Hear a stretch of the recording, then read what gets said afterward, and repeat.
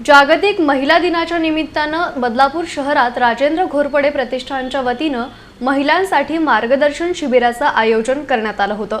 या शिबिरात महिलांना महिला सुरक्षा कायदे, बचत गट योजना, सोशल मीडियाचे दुष्परिणाम, कौटुंबिक हिंसाचार कायदा, संरक्षण कायदा, पोस्को आणि इतर कायदेविषयक माहिती देण्यात आली।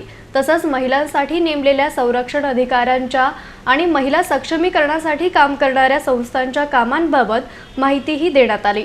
या शिबिरात जॉइंट सिव्हिल जज CKR टंडन आणि जॉइंट सिव्हिल जज वैष्णवी चव्हाण यांनी उपस्थित महिलांना मार्गदर्शन केलं। बदलापूरच्या हेंद्रेपाडा परिसरातील भारत कॉलेजमध्ये या शिबिराचं रविवारी आयोजन करण्यात आलं होतं। जागतिक महिला दिनाच्या निमित्तानं महिलांचा आत्मसन्मान आणि सक्षमतेसाठी हे शिबिर राबवण्यात आल्याची माहिती राजेंद्र घोरपडे यांनी दिली। यावेळी पोलीस कर्मचारी, माजी नगरसेविका रुचिता घोरपडे, मिनल मोरे, प्रणिता कुलकर्णी, किरण भोईर, प्रवीण चौधरी यांच्यासह परिसरातील महिला मोठ्या संख्येनं उपस्थित होत्या। 8 मार्च महिला दिवस म्हणून आपण साजरा करतो आणि या निमित्ताने आपण एकत्रित आलो।